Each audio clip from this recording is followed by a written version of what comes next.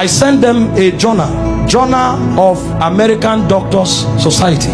They did an investigation on the physical death of Jesus, and the conclusions they came out with, these are not Christians, these are scholars. They decided to study the physical death of Jesus. What they came up with, I only came with the pictures to show you, to give you an idea.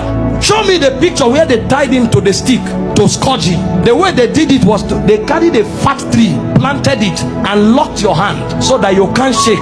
That means when they are scourging you, you can't turn. And they stripped you naked when they scourged you. The cane they used to whip you, they attached bones and metals to it. So anytime they wipe you, it pulled off your skin. There were records that said they whipped somebody like that and the thing tore the intestine and things came out. Somebody else was scourged like that. The whole back was peeled off. They saw bones. That's how the thing enters. They whip you and tear your skin. So every time they wipe you, if they pull it, your skin comes out. So that when they finish beating you, because of the volume of fluid you will lose, you will die of taste. If you don't die of heart failure. This is scourging. And the Romans don't flog 39. It's the Jews that flog 39. The Romans flog until they are tired. So the people beating you, they will beat you until they faint. When they finish scourging you like this, if life remains in you, then mercy spoke for you. After they scourged him, they now took him trekking with the cross for close to 1 kilometer to Golgotha. He lost so much weight that short journey he fell 3 times. He couldn't walk, and nobody would give him anything to drink. Historian said when his face was wiped, blood stains crested the mark of his face on the handkerchief. Everywhere was bleeding. Can I show you the scripture that described this punishment? Isaiah 52 verse 14. When they finished beating Jesus, that alone would have been enough. See the way Isaiah 52 verse 14 described him after he was scourged. He said, just as many were appalled. You know the word appalled? The highest level irritation. When you saw him, you are like, what is this?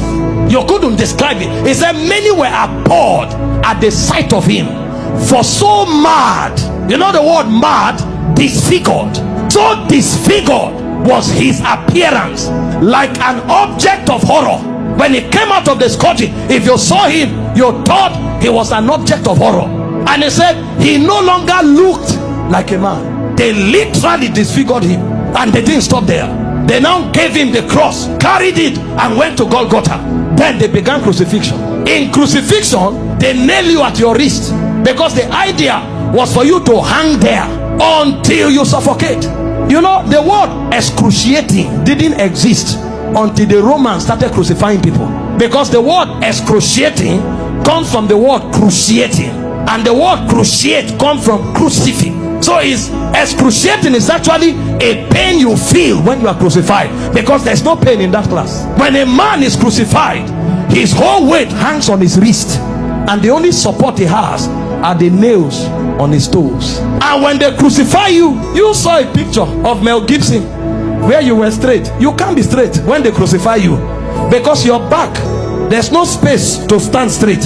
You have to turn sideways to hang, because this is how you hang. Your weight actually hangs on your wrist. If you are tired and you want to gain small balance, you now push it on your toe that is on the nail.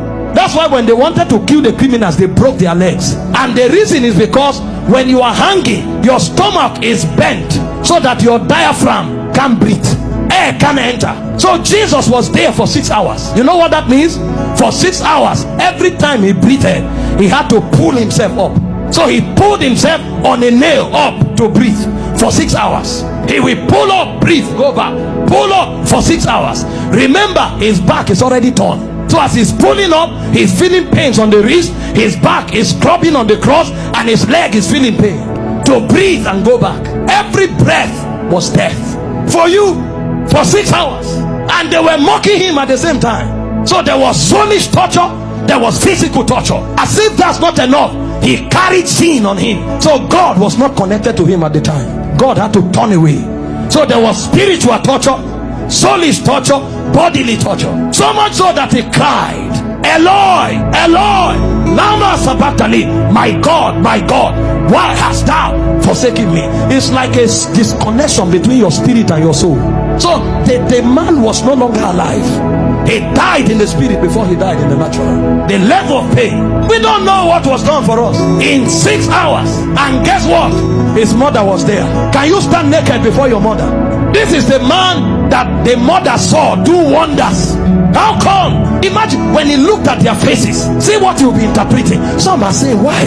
How come? Why can't you do anything today? Then the Jewish people were mocking. Physician, heal yourself. Fake prophet, I thought you said you had miracles. Why don't you come down? The thieves that were on the cross, one was mocking him. So from everywhere. Meanwhile, all the sicknesses on earth were on him on the cross. You have cancer, you say it's painful. He had cancer, diabetes, hepatitis, all that day at the zenith, because he carried sickness, he carried sin, and he carried the reproach of God. You don't know the reproach of God until you go to hell. So for those 6 hours he was in hellfire, until a point came when the price was paid. He looked up and said, I'm thirsty. They gave him vinegar. He said, no, that's not what I'm looking for. I'm looking for the river that flows from the throne of God. I'm looking for that which satisfies indeed. When they didn't have it to offer, he said, it is finished. And he said, Father, unto you I commit my spirit. I commit. Because they couldn't kill him. They couldn't kill. No, you don't kill him. This commandment I've received from my Father. I have the power to lay down my life and to take it up. So he felt all those pains, keeping his life inside him. He had the choice to give up the ghost early, but if he gave up the ghost before the scourging, the sacrifice won't be complete. That's where it is more painful. He had the power to say, no, now I depart, but he kept his life and suffered the pain, from the scourging to the shame, to the reproach, to the embarrassment, to the flogging, to the crucifixion, until he checked and saw that the sacrifice was complete. Because he had the choice of letting you go to hell or of keeping you while he stays in hell. He chose to stay in hell.